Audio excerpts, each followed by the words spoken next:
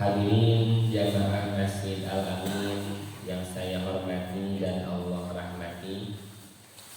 Alhamdulillah atas kudrah dan iradah Allah, atas limpahan rahmat, nikmat dan karunia-Nya kepada kita semua. Sampai saat ini kita masih memiliki kemauan serta kemampuan. Masih Allah berikan kesehatan jasmani dan juga kesehatan rohani, sehingga saya merasa senang sekali bisa kembali bertemu di majelis ilmu bersama jamaah sekalian untuk kita sama-sama belajar mengkaji ayat-ayat Al-Quran, mengkaji hadis-hadis Nabi SAW. Yang selanjutnya kita pun sama-sama berjuang agar bisa mengamalkan dalam keseharian dengan sebaik-baiknya. Hadirin ikhwatu iman yang Allah muliakan, pada pertemuan subuh kali ini kita akan melanjutkan tafsir surah An-Naba, memasuki ayat ke-21. A'udzu billahi minasy syaithanir rajim. Inna jahannama kanat mirsada. Inna sesungguhnya jahannama neraka jahanam itu kanat padanya mirosoda ada tempat pengintai. Qala mufassirun, dalam kitab Sofwatut Tafasir dicantumkan keterangan dari para ahli tafsir di mana mereka berkata al-mirsad yang dimaksud dengan al-mirsad pada ayat yang tadi ialah al-makanul ladzi yarsudu fihi rasidul aduwa, tempat yang padanya digunakan oleh pengintai untuk mengintai musuh. Inilah keadaan di dalam neraka, yang ini termasuk bagian dari apa yang kita imani. Jadi berbicara iman kepada hari kiamat, di dalamnya kita meyakini sepenuh hati tentang kematian yang pasti akan kita alami, datangnya secara tiba-tiba tanpa menunggu persiapan kita. Lalu kita pun mengimani setelah kematian ada kehidupan dan adanya pertanggungjawaban, termasuk akhir dari perjalanan panjang umat manusia ada di dua pilihan tempat, yaitu antara surga dan neraka. Di mana nanti akhir tempat hidup kita, apakah surga atau neraka, maka ditentukan dengan amalan yang kita lakukan saat di dunia. Namun tentu setiap manusia, siapapun dia, pasti menginginkan untuk masuk surga. Namun jangan hanya sebatas keinginan, tapi harus dibuktikan juga dengan pengamalan. Nah hadirin, ketika Allah Subhanahu wa ta'ala menjelaskan dalam Al-Quran mengenai kengerian siksaan di neraka, harus membuahkan rasa takut yang demikian besar pada diri kita, sehingga sekuat iman kita bisa meninggalkan segala kemaksiatan, dan sekuat iman pula kita bisa benar-benar menghamba kepada Allah Subhanahu wa ta'ala. Inna jahannama kanat mirsoda. Betapa ngeri keadaan di dalam neraka jahanam, sungguh di dalamnya ada pengintai, ada tempat pengintai, Pak. Jadi menunjukkan bahwa tos ditandaan, tos dicirian pengintai terhadap mereka yang akan mendapatkan siksa di dalam neraka. Nah, maka keadaan ini harus kita yakini sejak di dunia, jemaah. Kalau keadaan di dunia seorang hamba meyakini adanya pengintai, adanya yang memata-matai, adanya yang terus memperhatikan setiap amal yang kita lakukan, maka keadaan ini akan memberikan manfaat besar kepada kita, jemaah. Dalam kesendirian pasti kita tidak berani melakukan kemaksiatan. Kenapa? Karena meyakini ada pengintai. Pemilik film sniper apa? Kita jauh dan gitu. Pengintai memata-matai, dan di sekitar kita selalu ada banyak CCTV ilahi.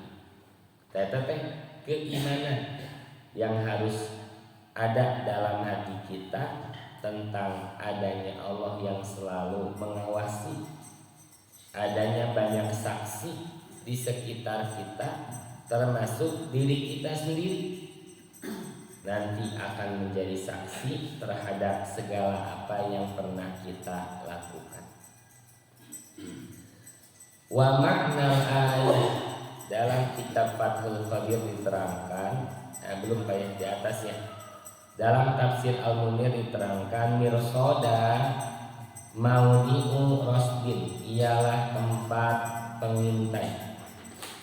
Yarsudu fiha khazanatun naril kuffar, penjaga-penjaga neraka mengintai orang-orang kafir padanya, pada tempat itu.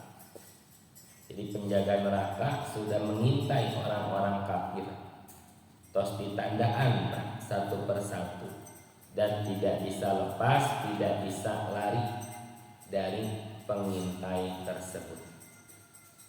Wa makna ayat, dan makna ayat tersebut, anna jahannam kanat fi hukmillahi wa qada'ihi maudi'u rasbin. Sesungguhnya jahannam yang ada dalam ketetapan Allah dan keputusannya adalah tempat pengintai. Yarsulu fihi khazanatun naril kufar, padanya terdapat penjaga-penjaga neraka yang mengintai orang-orang kafir. Liyu'adzibuhum fiha, untuk mengazab mereka. Au hiya fi nafsiha mutatalli'atun liman ya'ti ilaiha minal kuffar, atau jahanam itu sendiri yang mengamat-amati terhadap orang yang mendatanginya dari orang-orang kafir.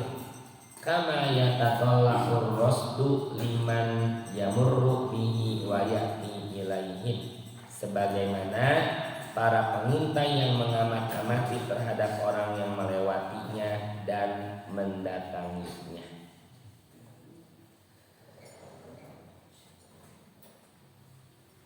Litogi nama aba, ayat berikutnya Allah berfirman, lagi neraka jahanam itu lagi menjadi tempat kembali bagi orang-orang yang melampaui batas. Neraka jahanam yang keadaan di dalamnya ada tempat pengintai menjadi tempat kembali bagi orang-orang yang melampaui batas. Wal muradu bitogin, yang dimaksud dengan togin ialah man togo fi dinihi bil kufri, orang yang melampaui batas dalam agamanya dengan kekufuran. Itu Pak. Jadi paling utama yang dimaksud togo adalah keadaan orang yang melampaui batas dalam agamanya dengan kekufuran. Artinya dia tidak menjadikan Allah yang disembah, tidak menjadikan Nabi Muhammad SAW yang diteladani, tidak mengimani terhadap apa yang didakwahkan oleh para nabi. Atau fi dunyahu bizulmi, dalam dunianya dengan kezoliman. Jadi pertama melampaui batas terhadap agamanya dengan kekufuran, atau melampaui batas dalam urusan dunianya dengan melakukan kezoliman. Nah, untuk yang pertama insya Allah kita aman jamaah, karena kita tidak melampaui batas dalam urusan agama dengan kekufuran. Kita beriman terhadap apa-apa yang didakwahkan oleh Nabi Shallallahu Alaihi Wasallam. Nah, pas bagian kedua Pak, hati-hati. Ternyata litomin termasuk pula orang yang melampaui batas dalam urusan dunia dengan melakukan kezaliman. Jadi Allah banyak menetapkan batasan yang harus kita taati. Bahkan kita hidup di dunia saja ada batasan usia, ada batasan waktu, yang sebanyak apapun harta dimiliki oleh seseorang, sebanyak apapun saudara rekan kerja, tidak bisa menghalangi bila batasan itu sudah sampai. Anu disebat ajal jemaah. Jadi ajal itu dia sudah sampai kepada ajalnya, maksudnya sudah sampai kepada batas akhir hidup di dunia, sudah datangnya malakul maut untuk mencabut nyawanya, mencabut ruh dari jasadnya. Nah, jadi sekali lagi jamaah, Allah menetapkan banyak batasan, bahkan hidup kita di dunia pun ada batasannya, tidak untuk selamanya. Contoh Pak, berbicara aurat ada batasannya. Allah atur sedemikian rupa. Terlebih untuk kaum wanita Pak, perempuan. Betapa Allah Subhanahu wa Ta'ala menjadikan wanita mulia melalui aturan yang Allah tetapkan. Sampai Allah jaga batasan auratnya. Allah berikan perlindungan dengan menjadikan suami sebagai qawamnya. Kan gitu Pak?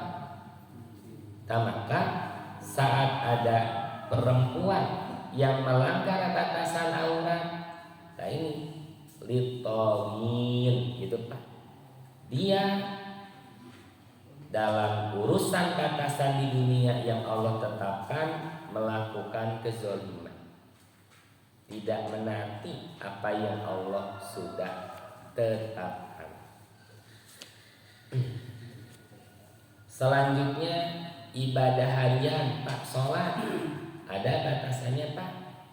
Ada. Batasan waktunya Allah tetapkan. Dan afdolus sholat fi awali waktiha. Nabi SAW bersabda, seutama-utama sholat adalah pada awal waktu. Artinya ini keadaan orang yang benar-benar memperhatikan ibadah sholat. Ketika Allah menyeru, Allah mengundang melalui lisan para muazin, segera memenuhi seruan tersebut, meninggalkan segala kesibukan dunia. Itu termasuk ibadah sholat Jumat Pak, ada batasannya, ada. Rasulullah SAW bahkan sampai menggunakan perumpamaan Pak. Dengan perumpamaan pahala orang yang berkurban. Siapa yang Bapak lebih awal datang ke masjid seperti berkurban dengan seekor unta, kan gitu Pak. Yuk gambaran nilai pahalanya. Yang datang selanjutnya seperti seekor sapi, selanjutnya seperti seekor kambing, kadituna teh hayam, terakhir daun hayam Pak. Jadi kalau beberapa menit lagi sudah mau azan datang Pak, maka eta mah daun hayam. Kumaha tak upami khotibna tos naik mimbar, tos innal hamdalillah, eta mah teh hayam juga. Nah di situ batasannya. Malaikat sudah menutup catatan amal ketika dia melampaui batas terhadap aturan yang Allah tetapkan untuk segera menghadiri Jumatan. Nah muncul pertanyaan hajinya, bagaimana Bapak dengan berbagai kesibukan pas masuk ke masjid Pak sudah azan, pas azan Pak. Berarti kan imam sudah naik mimbar kan? Imam naik mimbar, salam di atas mimbar, berarti sudah masuk waktu sholat zuhur. Azan Pak berkumandang, qadarullah Bapak teh baru sampai ke masjid. Kumata? Apa yang Bapak lakukan? Langsung duduk mendengarkan azan atau sholat tahiyatul masjid. Jadi tidak ada sholat qobliyah Jumat Pak. Kalau zuhur ada qobliyahnya, pami Jumat mah teu aya.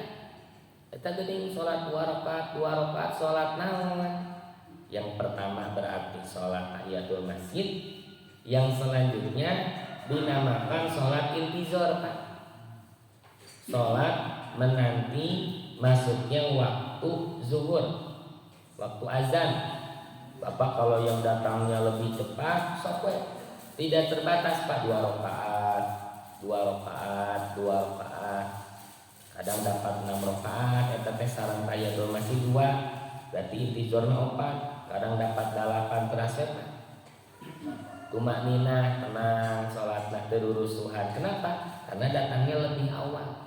Kita bisa menikmati setiap 2 rakaat yang kita kerjakan.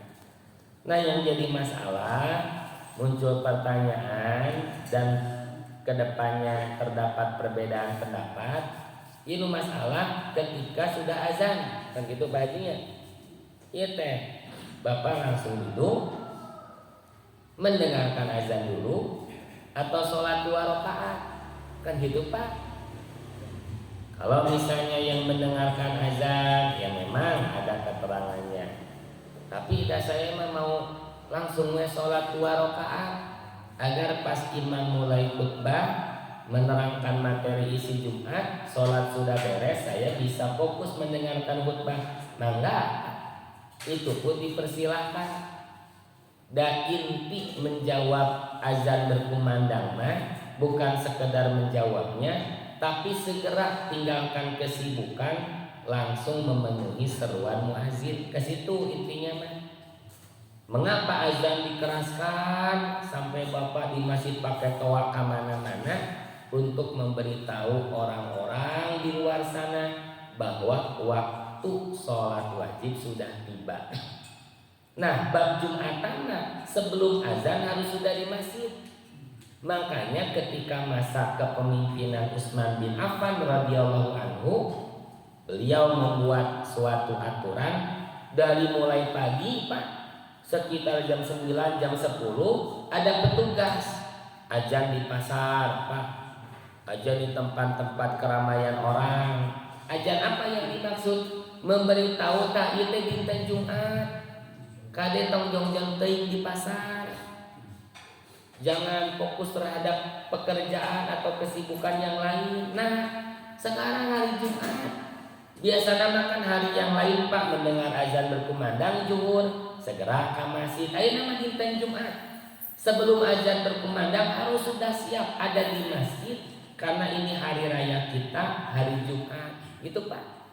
Jadi adanya azan 2 kali betul ada, hanya ketika zaman Utsman bin Affan radhiyallahu anhu, dan azan pertamanya itu di tempat-tempat keramaian orang, memberitahu, mengingatkan, khawatir lupa dan terlalaikan, ini hari Jumat.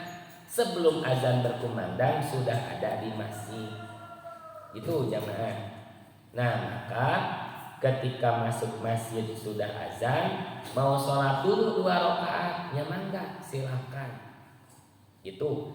Tapi ketika imam sudah khutbah pun, bapak teh baru imam baru memulai khutbah, bapak baru masuk masjid misalnya, bagaimana? Sholat sunnah dulu 2 rakaat atau langsung duduk mendengarkan imam yang berkhutbah? Maka sholat dulu 2 rakaat tetap jamaah. Nah, diantaranya dalam hadis riwayat Imam Al-Bukhari diterangkan. Nah, saya mohon izin bacakan hadisnya. Dakhala rajulun yaumal jum'ah. Ada seseorang masuk masjid pada hari Jumat. Wa Rasulullah sallallahu alaihi wasallam yaktubu, dan Rasulullah sallallahu alaihi wasallam sudah berkhutbah. Masuk masjid Pak, tapi tetap khutbah. Faqala, maka beliau bersabda, sholaita cenah, sholat can? Si makmum menjawab la, gitu Pak. Jadi jamaah Jumatnya menjawab la, belum, gitu Pak. Nah, ini boleh tidak mengobrol. Kalau mengobrol tidak boleh, ini mah menjawab pertanyaan khatib. Sholaita, saudara, la, jawab orang itu.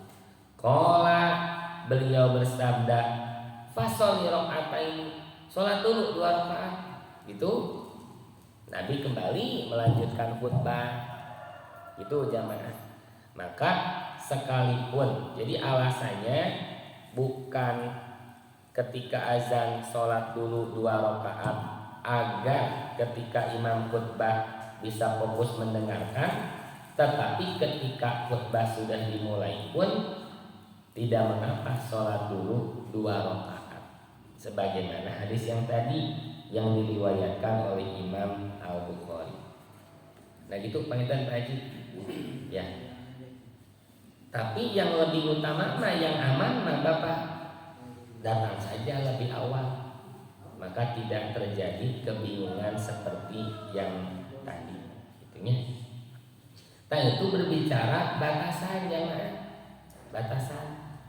Jadi Allah menetapkan banyak batasan. Waktu sholat ada batasannya, waktu saum Pak ada batasannya, ada. Ketika sudah masuk waktu sholat maghrib, Nabi SAW bersabda, ajilu, segerakanlah berbuka. Anu disebut takjil. Jadi takjil itu menyiapkan makanan ringan untuk kita bisa menyegerakan berbuka. Ya dengan air, herang, banyak cair herang, 3 butir kurma. Jadi segerakan. Saya mah badai dugi ka Isa ge kuat saumna meh pahalana badal gitu. Tidak jadi lebih baik jemaah. Jadi untuk berbuka Bapak bagi ahli saum sunnah nih ya, masuk waktu maghrib segerakan berbuka. Dinanti-nanti tidak menjadi kebaikan. Nah, itu kan berbicara batasan pula jemaah, batasan ya. Nah, litogina ma'aba, neraka jahanam itu menjadi tempat kembali bagi siapa? Bagi litogin, orang-orang yang melampaui batas. Pertama, batasan dalam agama dengan melakukan kekufuran. Kedua, batasan dalam urusan dunia dengan melakukan banyak kezaliman. Bapak punya istri, ada batasannya Pak. Ya Pak udah batasannya. Punya istri ada maksimal 4. Saya mah dari 5 kayak sanggup tanggal kali 8 2 wae Pak dicarios ya ya. Kalau zaman Nabi mah Pak jarang yang menemukan punya istri 1, jarang. Ya, rata-rata lebih dari itu. Ya. Jadi nalika nu hiji teh aneh gitu Pak karena banyaknya lebih dari 1. Kan kita banyaknya 1, nalika langkung teh sudah jadi nu aneh gitu. Ya, padahal itu pun ada batasannya. Ya. Ma'aba ai marja'an yarji'una ilaihi, yaitu tempat kembali yang mereka akan kembali padanya. Ketika kita tertimpa musibah apapun bentuknya jamaah, maka sebagaimana di surah Al-Baqarah ayat 156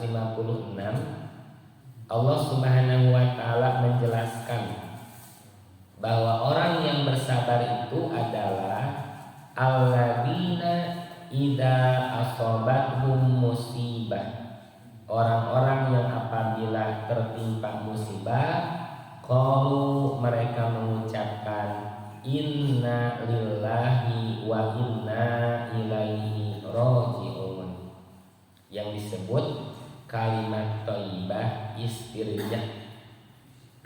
Maka ini bukan sekadar diucapkan oleh lisan, tapi harus menjadi keyakinan.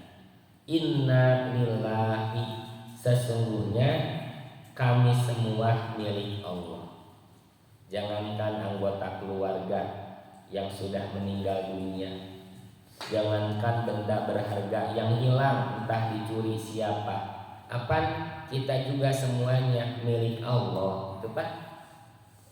Jadi kepemilikan kita mah hanya sementara, karena kita sendiri pun ada pemiliknya, siapa? Allah. Orang berat Pak kehilangan sesuatu yang dicintai, yang berharga dalam hidupnya, ketika meyakini itu miliknya, itu Pak. Tapi saat kita meyakini inna lillahi, sesungguhnya kita semua adalah milik Allah, bila menjadi keyakinan maka kita akan mudah melepaskan.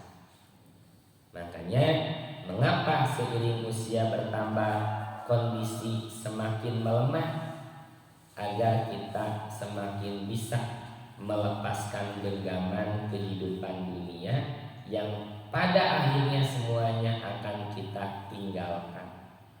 Wa inna ilaihi raji'un, dan sesungguhnya kita semua pun hanya kepada Allah saja akan kembali. Nah, ini yang menjadi keyakinan kita, maka kita persiapkan sedari sekarang agar memastikan tempat kembali kita jangan ke sini Pak, jangan ke neraka jahanam. Tempat kembali dan menetap kita untuk selama-lamanya dipastikan harus di surga. Itu Pak. Bayang banyak ya orang ngempel di surga cuman. Dan nanti bab surga mah mulai ayat 431-nya. Nah, di sini kita berbicara bab neraka dulu jemaah. Dalam surah Toha ayat 81 ini berbicara tentang makna tauhid tadi Pak, melampaui batas. Allah Subhanahu wa taala berfirman, "Kulu min thayyibati ma razaqnakum." Makanlah di antara rizki yang baik yang telah kami berikan kepadamu. Wala tatghaw fi, dan janganlah melampaui batas padanya. Tuh Pak. Jadi di sini berbicara makanan saja, rizki yang Allah tetapkan, sok makan. makanlah. Wala tatghaw fi, dan janganlah melampaui batas padanya. Fayahilla alaikum ghadabi, yang menyebabkan kemurkaanku menimpamu. Wa may yahlil alaihi ghadabi faqad hawa, dan barang siapa ditimpa oleh kemurkaanku, maka sesungguhnya binasalah ia. Jadi sini berbicara makanan, kebutuhan pokok dalam kehidupan di dunia ini. Sok makan dari rezeki yang baik yang sudah Allah berikan kepada kita. Jangan melampaui batas. Melampaui batas dengan mengambil hak orang lain, gitu Pak. Melampaui batas dengan memakan segala sesuatu yang haram, mau itu jenisnya ataupun cara mendapatkannya. Jangan melampaui batas. Dan manusia tanpa dasar agama yang kuat tidak akan pernah merasa cukup dan puas dalam urusan kepemilikan dunia.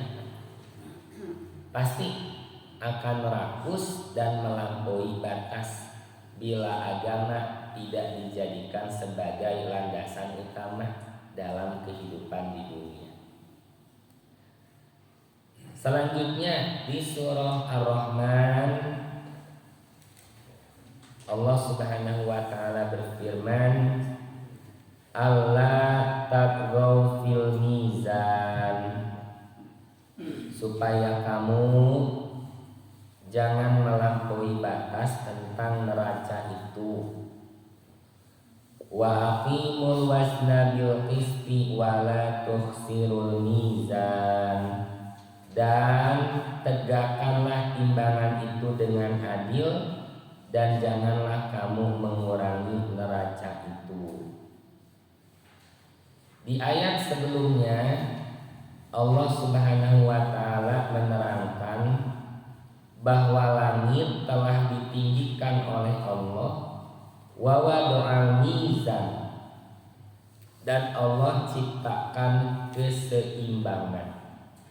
Artinya keadaan langit dan bumi seimbang, sebagaimana kita pun harus seimbang dalam urusan dunia serta akhirat.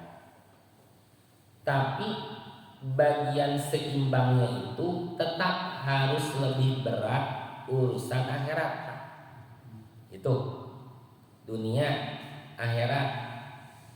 Nah gitu, seimbang betul, tapi harus tetap lebih besar perhatiannya urusan akhirat. Nah, saya menjelaskan ini jamaah sebagaimana doa yang sering kita baca, Pak. Anu populer disebut doa sapu jagat. Itu Pak. Apa ya? Itu tidak pernah terlewatkan, Pak ya. Tadi doa tersebut urusan dunia kita minta satu hal saja, Pak. Robbana, ya Rob kami, atina, apa Pak atina?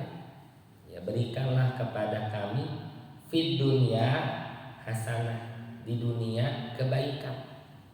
Hasanah itu kebaikan yang semakin mendekatkan diri kita kepada Allah Subhanahu wa taala. Ketika sehat, sehatnya mudah digunakan untuk taat. Ketika Bapak punya rezeki, cara mendapatkannya baik, dikeluarkannya pun baik, Allah ridhoi. Itu Pak, itu hasanah di dunia. Jadi untuk hasanah di dunia pun landasannya lagi-lagi agama. Wa fil akhirati hasanah, dan berikan pula kami di akhirat hasanah. Wa qina adzabannar, dan lindungi atau jauhkanlah kami dari azab neraka. Tuh Pak, minta di dunianya satu hasanah, upami di akhiratnya dua hasanah sareng wa qina adzabannar. Tak menunjukkan bahwa ya tetap akhirat harus lebih besar kita perhatikan prioritas utama dalam kehidupan. Tuh. Nah, di sini Allah Subhanahu wa taala menerangkan tadi di ayat 7 surah Ar-Rahman bahwa Allah ciptakan keseimbangan agar kita semua jangan merusak keseimbangan itu. Maksudnya jangan melampaui batas terhadap keseimbangan yang Allah tetapkan, neraca yang Allah tetapkan. Jangan melampaui batas. Dan tegakkanlah timbangan itu, tegakkanlah keseimbangan itu dengan adil, dan janganlah mengurangi neraca itu atau mengurangi keseimbangan yang sudah Allah tetapkan. Kalau sampai mengurangi, mengubah, tidak adanya keseimbangan, maka litogina ma'albah. Itu Pak, siap-siap saja neraka jahanam menjadi tempat kembali bagi siapa? Bagi orang-orang yang melampaui batas. Waqad amara subhanahu awalan bitaswiyah. Sungguh Allah Subhanahu wa taala pertama-tama memerintahkan adil. Sumanaha anitubyan, kemudian melarang melampaui batas. Alladhi huwa mujawazatul had, lalu melarang sumanaha anil khusran, kemudian melarang khusran, yaitu mengurangi neraca atau keseimbangan tersebut.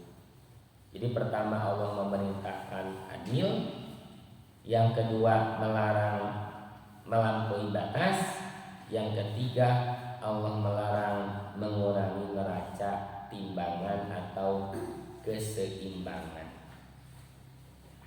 Terus halaman berikutnya.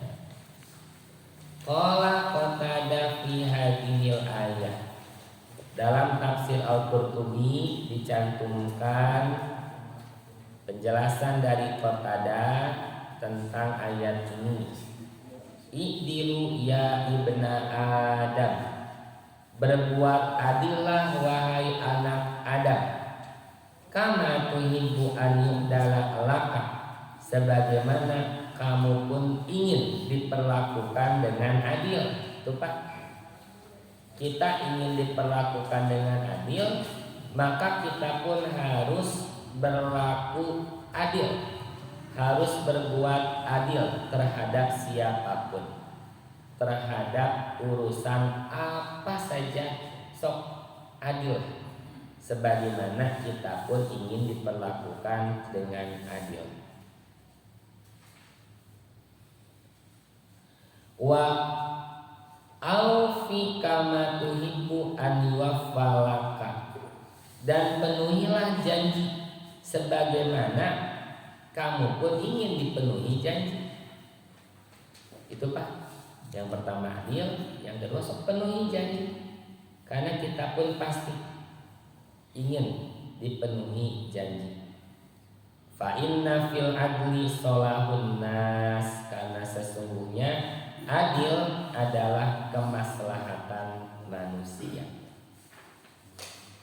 Nah hadirin, terlebih bagi seorang pemimpin, apabila adil dalam amanah kepemimpinannya, itu memberikan banyak kemaslahatan terhadap banyak orang yang ada di bawah kepemimpinannya.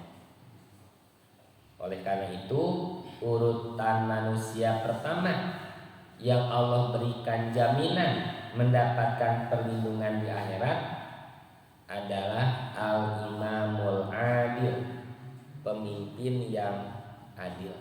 Ya, sudah dibahaskan banyak hadisnya oleh Ustadz Wah.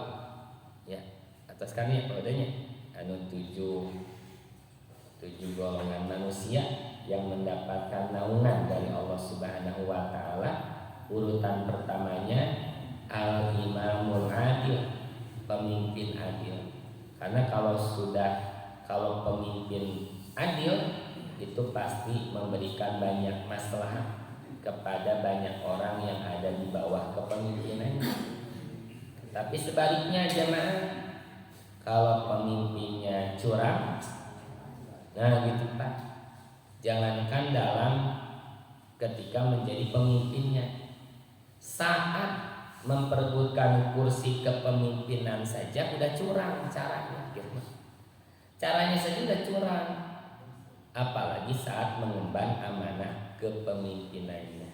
Maka yang terjadi akan banyak kehancuran, banyak kerusakan. Saya teringat Pak Haji Emot, Pak Haji, penjelasan guru kita jamaah Al Ustaz Usman Sholihuddin Allahyarham.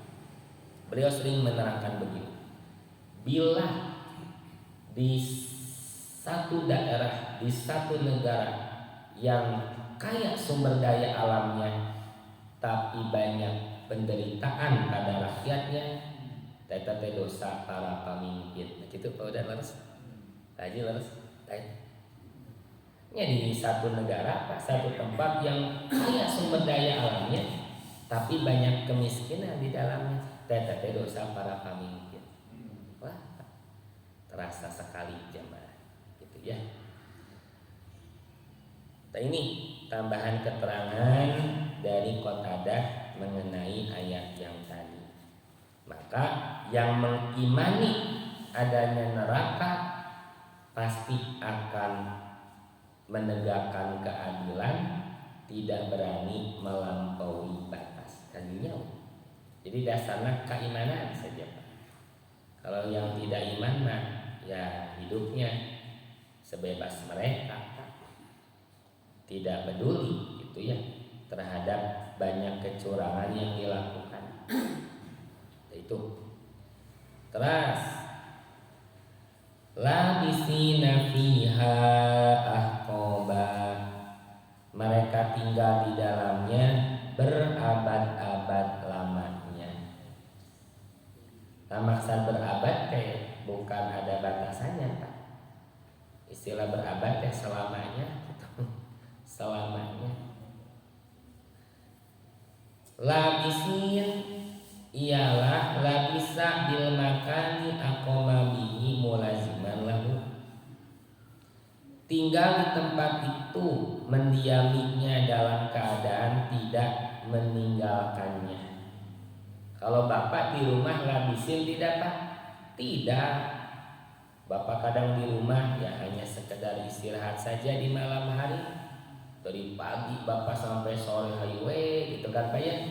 Aktivitas di luar rumah mencari nafkah. Tak, urusan di dunia mah tidak ada yang labisin aja Pak.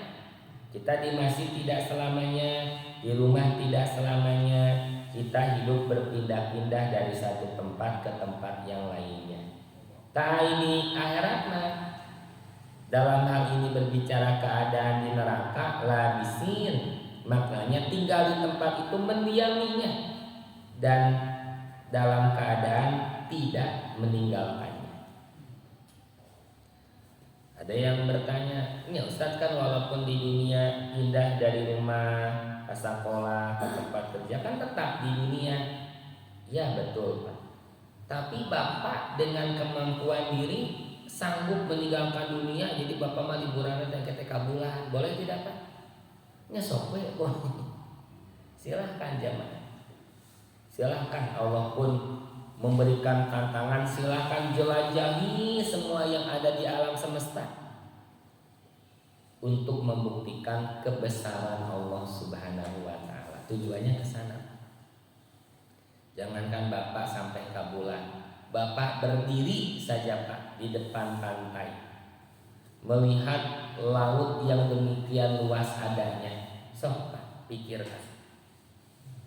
Eta ombak kitu we terasa. Nurut kepada Allah, laut yang demikian luasnya dengan banyak makhluk hidup di dalamnya, ku Allah diatur segala rutikna. Bagaimana mungkin kita manusia yang mulia Allah berikan akal pikiran ditelantarkan begitu saja? Tuh Pak, eta teh hanya sekedar berdiri di depan Allah Pak di pantai.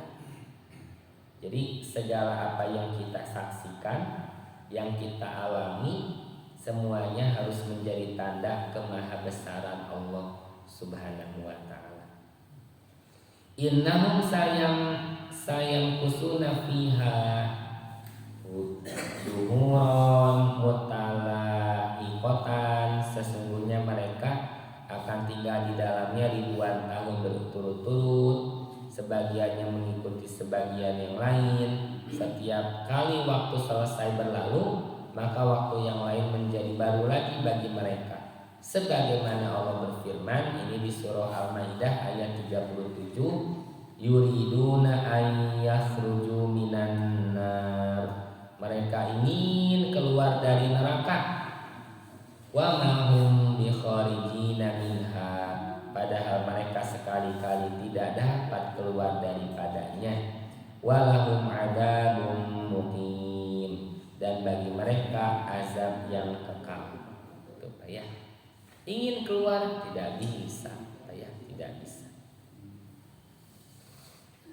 La yadukuna fiha bardaw wala syaraba illa hamimau wa ghassaqa, mereka tidak merasakan kesejukan di dalamnya dan tidak pula mendapat minuman selain air yang mendidih dan nanah. Ya, mengerikan jemaah. Kita langsung terjemahnya saja, Pak. Layadukun itu dari kata adzauq, ialah memperoleh rasa dengan mulut. Asalnya pada apa yang sedikit pengambilannya, tidak banyak. Jika banyak daripadanya maka dikatakan al-aklu, makan. Jadi al-dzauq apa sedikit, seperti orang yang masak mencicipi, Pak. Kan mungkin sapiring masnya masak nasi goreng cenah nyobian cenah sapiring ya paling sasendoknya sasendok tentang di pandangan kieu nya cobaan tos pas ye rasana kurang uyah ye kurang ladai kan gitu teh atau gitu Pak. Keadaan di neraka mereka tidak yang merasakan kesejukan di dalamnya. Jadi jangankan makan ya, untuk sekedar adzauq saja gitu tidak merasakan. Bardah, kesejukan ialah kesejukan udara, bardan, seperti jawaban Allah Ta'ala terhadap doa Nabi Ibrahim alaihissalam ketika dibakar. Kan Allah berfirman, wahai api, jadilah bardan wasalaman. Ini bardan, jadilah engkau dingin dan selamatkanlah Ibrahim. Jadi nyambung Pak, bardan wasalaman. Tidak bardan saja, karena ada pula orang yang meninggal dunia karena kedinginan, ya Pak. Ya, tapi bardan wasalaman. Jadilah api dingin atau sejuk dan selamatkanlah Ibrahim. Ya. Tadi sini sama Pak menemukan kosakata bardan, ialah kesejukan udara. Dan terkadang yang dimaksud dengannya adalah tidur. Di antara pepatah keperibahasa mereka orang-orang Arab, dingin telah menghalangi tidur, yaitu karena sangat dinginnya maka apa yang menghalangi tidur telah menimpanya. Terus dari Jabir bin Abdullah ia berkata, Rasulullah SAW pernah ditanya, wahai Rasulullah, apakah penghuni surga akan tidur? Gitu Pak. Pernah ditaruh Nabi teh. Teh orang di surga teh tidur tidak? Gitu Pak. Maka Rasulullah SAW bersabda, Anaumu akhul mauti, tidur adalah saudara kematian. Kenapa disebut saudara? Karena sama-sama terlepas ruh dari jasad. Makanya Bapak bangun tidur langsung penuh syukur kepada Allah. Alhamdulillah, segala puji bagi Allah, Alladzi ahyana, yang telah menghidupkan kami setelah mematikan. Kenapa disebut mematikan? Karena tidur pun sama-sama terlepas ruh dari jasad kita. hilang kesadaran, hilang pengendalian diri. Ya. Terus sedangkan penghuni surga tidak akan tidur. Jadi di surga itu tidak akan ada yang, jangankan yang mati, yang tidur pun tidak ada. Itu. Jadi Bapak sekarang merasakan ngantuk sampai akhirnya tertidur karena kondisi badan yang lelah, kan gitu kan. Bapak bisa nyenyak tidur karena merasakan lelah setelah beraktivitas. Tadi surga tidak ada yang melelahkan. Semuanya penikmatan, semuanya kesenangan tanpa melelahkan. Di dunia mah Bapak jalan-jalan capek tepat, capek banyak.